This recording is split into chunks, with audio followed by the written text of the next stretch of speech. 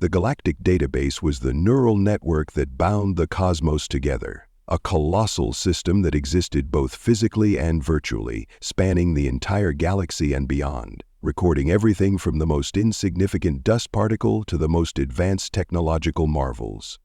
Each star system, each planet, and each species was meticulously cataloged, analyzed, and monitored. It was not just a library. It was a living, breathing entity that observed, learned, and updated itself constantly, serving as a guide for the council that governed the universe. For the most part, the database was reliable. It contained the sum of millennia of knowledge gathered by thousands of species. Every sentient civilization had its place within it, carefully categorized by their level of advancement, territorial reach, and socio-political dynamics. Most species had been assigned a simple code, a classification of their general behavior, strengths, weaknesses, and their potential to either integrate with the galactic community or threaten it. From the moment it was discovered, Earth had been an anomaly. At first, when the galactic database first noted the existence of a small, insignificant planet orbiting a medium-sized star in the outer reaches of the Milky Way, there was little to no concern. The database flagged Earth as a primitive, resource-rich world with a species, humans, who were technologically primitive, still fighting wars with outdated weapons of mass destruction. The database entry on Earth was brief, perfunctory, and essentially a footnote. Yet something began to change. The first signs of disturbance were subtle, strange signals, faint and distant, emanating from Earth's orbit. At first, the Galactic Council had dismissed them as interference, perhaps emanating from one of the planet's many atmospheric anomalies. But as time passed, the signals became clearer. They followed patterns, intelligent patterns, too structured to be natural, but too cryptic to be understood. Then came the nuclear tests. The database had long cataloged primitive species with a penchant for self-destruction, but the energy spikes from Earth's thermonuclear explosions were like nothing it had seen before. They had an unusual frequency, a bizarre signature that set them apart from other species' weapons. It wasn't just the destructive power that made the weapons concerning, it was the unpredictability of humanity. The database knew that once a species reached the level of nuclear technology, it was only a matter of time before they destroyed themselves, like so many others had. But Earth wasn't like the others. The database observed Earth's strange resilience, their tenacity to survive despite themselves. Nuclear wars ravaged the planet, but humans managed to rebuild, sometimes more advanced, sometimes more fractured, but always they pushed forward. The species that could repeatedly nearly obliterate itself, only to find a way to rebuild stronger and more advanced, was a species that drew the attention of the Galactic Council. A signal arrived in the database, one that wasn't just flagged for review. It was immediately escalated to the highest priority level. It came in the form of a direct communication from the vast interstellar relay systems that connected the farthest reaches of the galaxy. The message was a simple phrase: Earth, do not engage. Status, threat level red. The protocol was clear. No species with a threat level red status could be interacted with unless absolutely necessary. Any species tagged with this level was too dangerous to risk direct engagement. While most planets were flagged with a simple cautionary note, monitor, observe, proceed with care. Earth's designation was different. It was a blunt warning, a line in the sand that read, do not even think about it. The database administrators could not ignore this entry. It was placed in a special section reserved for the most unusual cases. No one had ever seen a status like it. At the command center of the Galactic Council, a small group of beings from various star systems gathered to discuss Earth's status. They were known as the Observers, beings selected for their intelligence and their neutrality, tasked with monitoring species that were deemed potential threats to galactic peace. The Observers were stationed in a vast, sleek ship called Zelavan, which was positioned in a neutral zone at the edge of the Milky Way. The ship contained the most advanced technology known to the galaxy, an enormous array of computers designed to scan and analyze the farthest reaches of space.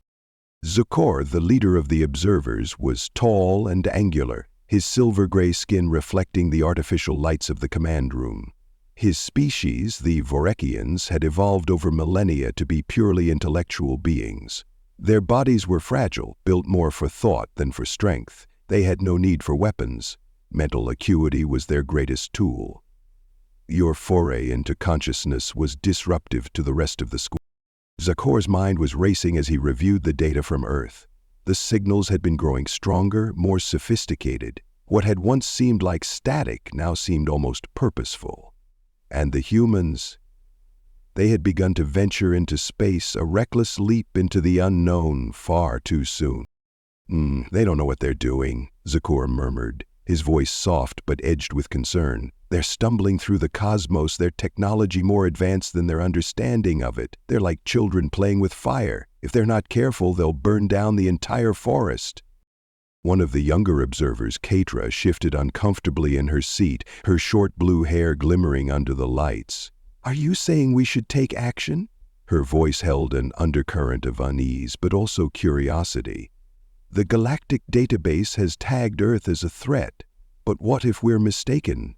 What if they could be reasoned with? Perhaps we could help them, guide them toward peace. Zukor shook his head slowly, his eyes narrowing.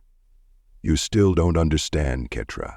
These humans, they're unpredictable. They are emotional creatures, passionate, yes, but reckless. They fight amongst themselves without reason, and yet, when faced with a threat, they unite in ways we've never seen. They have no central government, no unified ideology, but somehow they manage to overcome everything. It's their resilience that makes them so dangerous. Keitra pressed on, her voice soft but insistent. But their very unpredictability could be their strength. Couldn't they be shaped into something beneficial to the galaxy? Zukor's expression grew darker. We've seen this before, Keitra. Species that were once divided and primitive, but when they reached a certain threshold of power, they became uncontrollable. The possibility of them reaching that threshold, of them becoming something beyond our control, it's too great a risk. We cannot afford to gamble with Earth. Keitra fell silent, her eyes lowering to the floor. She had always believed in the power of diplomacy, of guiding species toward peace and understanding. But Zukor's words rang in her ears, and deep down, she knew he was right. There was something unsettling about Earth, a kind of raw, untamed energy that made it impossible to predict what would happen next. Zukor faltered her steps, a feeling of trouble and doubt. How would a world educated in values? The decision was made. The database would continue to monitor Earth, but no direct action would be taken. The Galactic Council would keep its distance, watching from the shadows. The fate of Earth would be left to the humans themselves. Yet, as Zukor stared at the data streams flowing across the vast screen in front of him, he could not shake the feeling that they were making a mistake. He had seen civilizations rise and fall, and what concerned him most was not Earth's technology, but the humans themselves. Their capacity for violence, yes, but also their capacity for compassion. The way they could simultaneously build and destroy.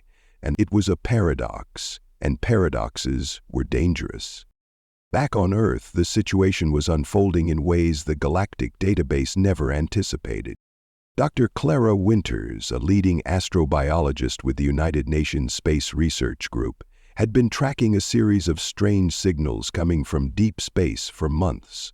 The signals were nothing like any communication Earth had ever received before. Too regular, too precise, too foreign. They didn't follow the usual radio frequencies or electromagnetic patterns. The signals seemed to be encrypted, but there was an underlying structure to them, a mathematical order that couldn't be ignored. At first, Clara and her team had assumed the signals were simply cosmic noise, perhaps emanating from some distant black hole or star system. But the more they analyzed the data, the more they realized something wasn't right. The signals were targeted, they were directed at Earth, and they were becoming stronger with each passing day. The mystery deepened when the signals began to repeat a specific phrase, "Do not engage." Clara frowned as she read the message again. What did it mean? Why was it directed at Earth, and who or what was sending it? Her thoughts were interrupted by the sudden appearance of a message from the United Nations. A video call request flashed across her screen. It was Director Graham, her superior, and his expression was unusually grim. "Clara, we need you in the briefing room, now. We've just received something we can't decode, and it's not from Earth." I hope this expanded version adds depth and atmosphere to the story. This chapter lays the groundwork for the central conflict, creating mystery around Earth's sudden importance to the rest of the galaxy and hinting at the danger humanity might face. Would you like me to continue expanding or adjust anything in the narrative? The Zelivon was silent except for the soft hum of the ship's energy core, a low rhythmic pulse that permeated the space. The ship, a vast marvel of Vorikian design, was constructed to withstand the demands of deep space observation. Its walls shimmered with a silvery glow, almost like they were alive, resonating with the data being transmitted from across the galaxy. Within this gleaming behemoth of advanced technology, the observers sat in a central command chamber, each one a different species, each one a mind dedicated to the meticulous monitoring of emerging threats to galactic peace. Zakor, the leader of the observers, sat at the helm, his long fingers tracing the surface of a holographic screen that projected data from across the galaxy. The others in the room were equally engrossed in their duties, their attention fixed on the data streams that flowed endlessly from the core of the Zelivon.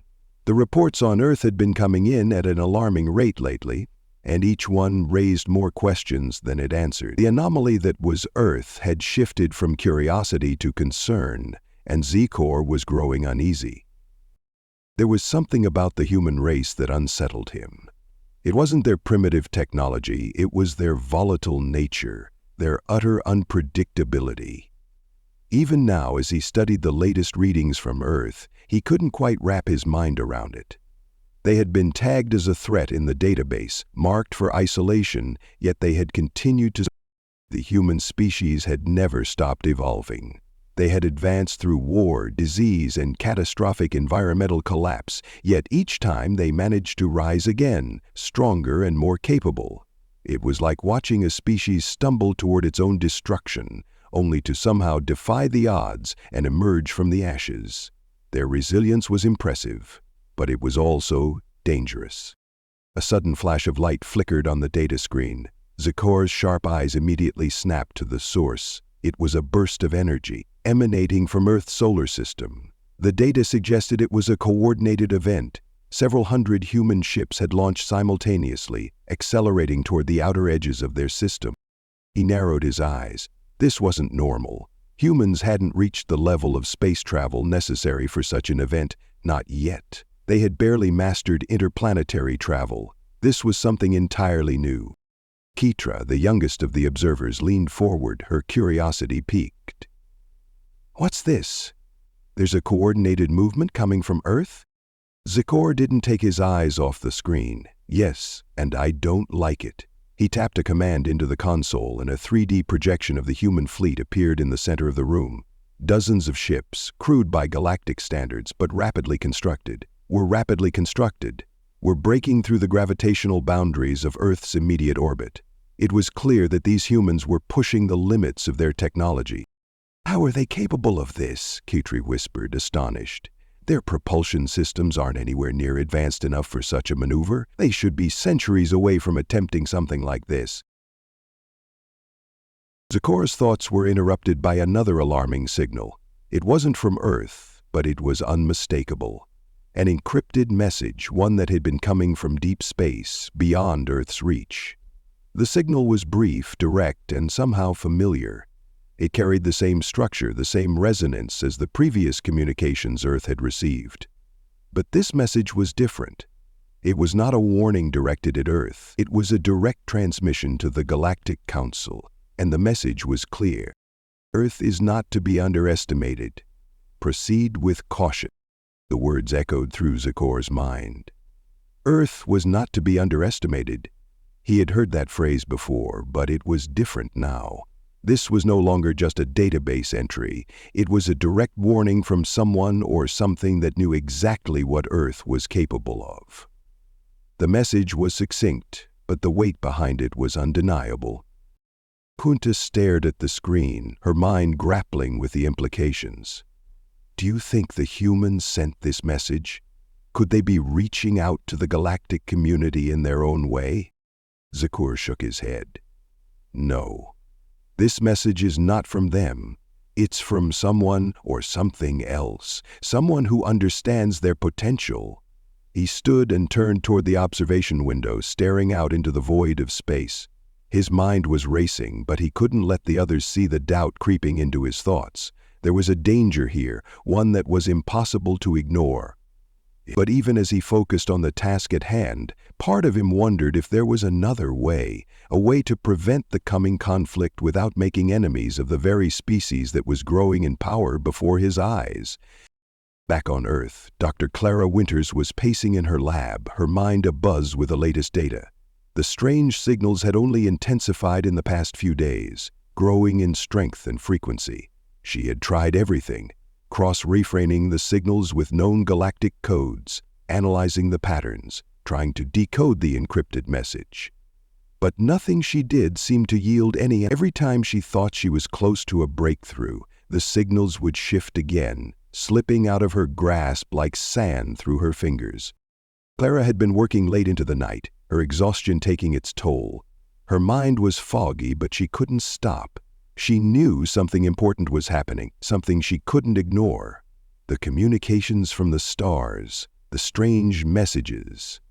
They were growing more urgent. They were directed at Earth. They were warnings. But who or what was sending them? Her phone buzzed on the table, breaking her from her thoughts. She glanced at the screen and saw the name of Director Graham flashing across it. Sighing, she picked up the call, bracing herself for whatever was coming next. Clara? Graham's voice was strained, as if he hadn't slept in days. I need you in the briefing room. We've received something we can't explain, and we need you here.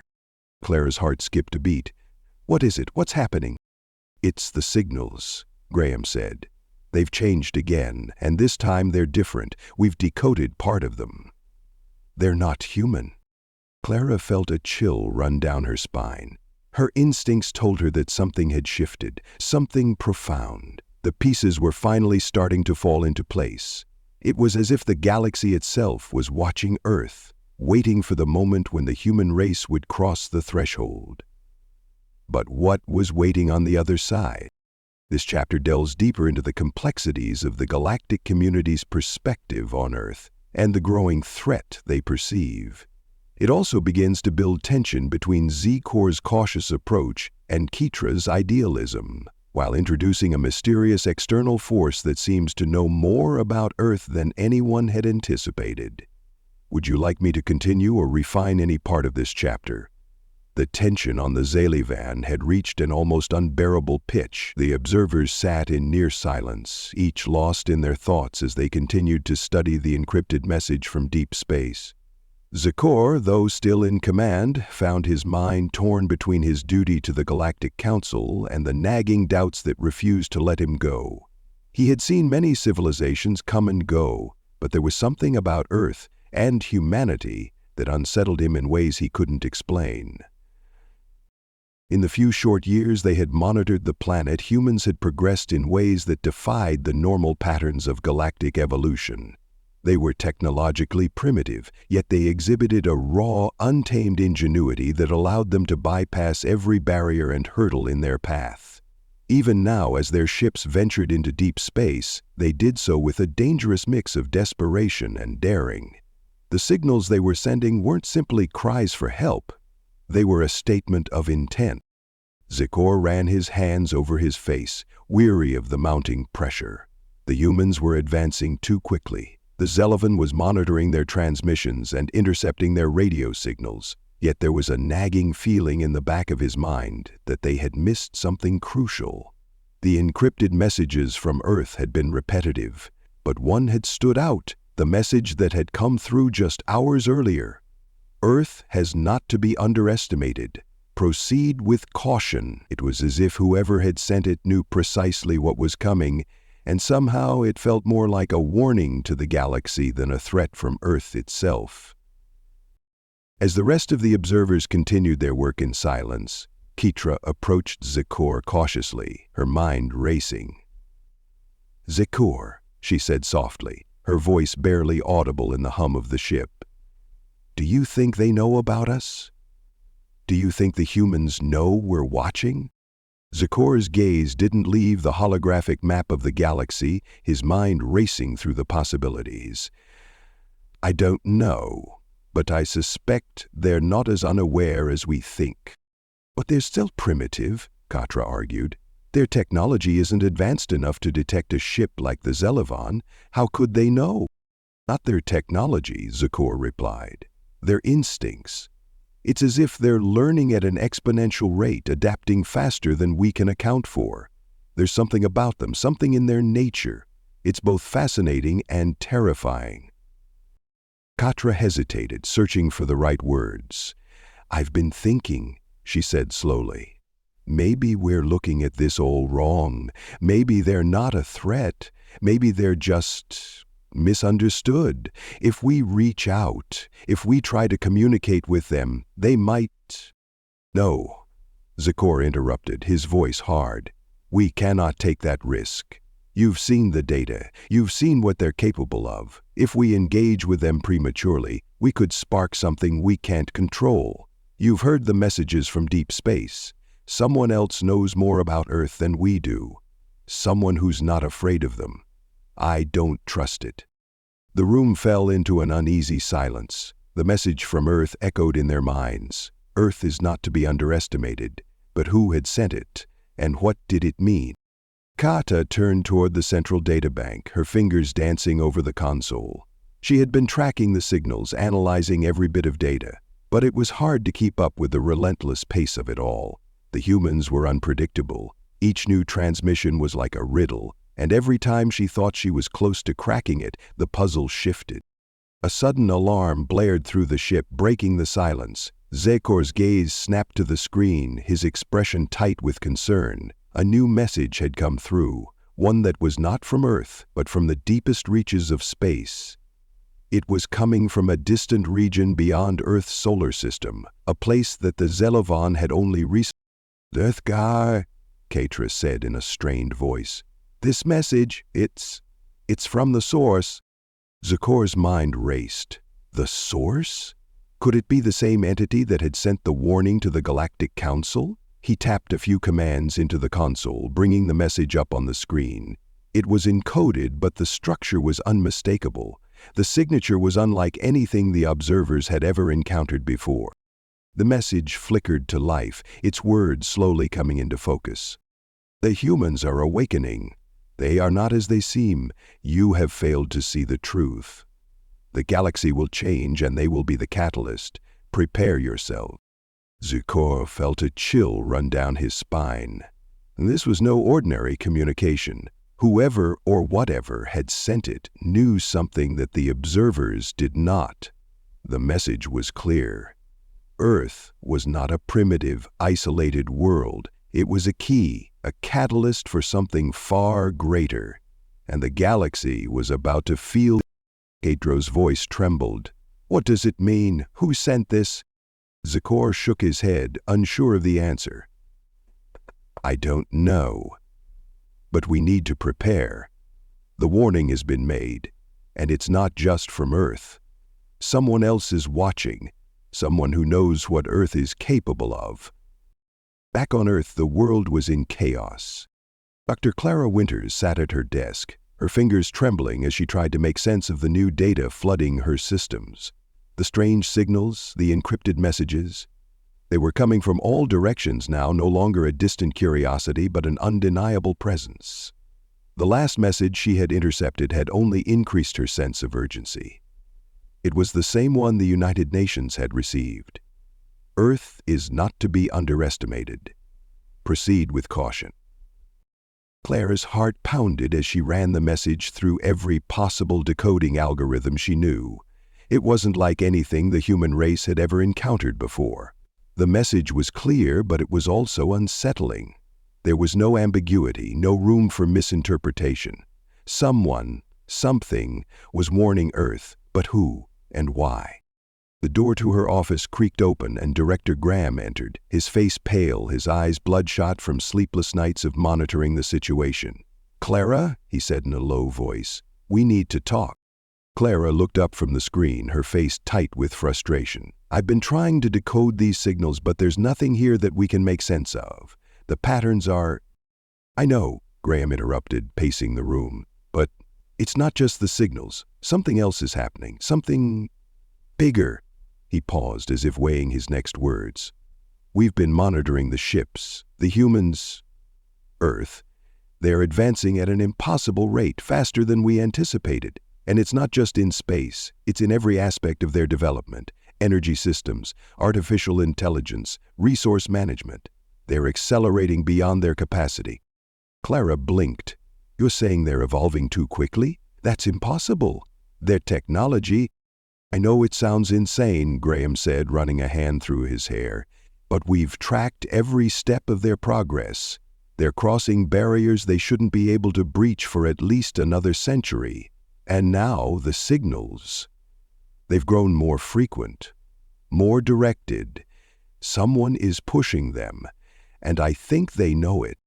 Clara's mind raced. What if they're being guided, but not by us? What if it's another species? Graham's gaze darkened. "I think that's exactly what's happening, and I think we're out of time." Clara's pulse quickened. "What do you mean?" "There's something we've been overlooking. We've been so focused on the potential dangers from other civilizations, but we missed the obvious answer. The message. It wasn't just a warning from Earth. It was a message to Earth. From someone, something, who wants them to know their potential, to wake them up." Clara swallowed hard. And what if they wake up too soon? What if they start pushing even harder? The galaxy could be on the brink of something we can't control. Graham nodded gravely. "We need to act, Clara, now, before it's too late." On the Zelavan, the observers sat in stunned silence. The message from deep space had sent shockwaves through the crew. It wasn't just a warning, it was a declaration. The fate of Earth was intertwined with something much larger, something the galaxy was not ready for. Zikor turned to the other observers, his voice calm but firm.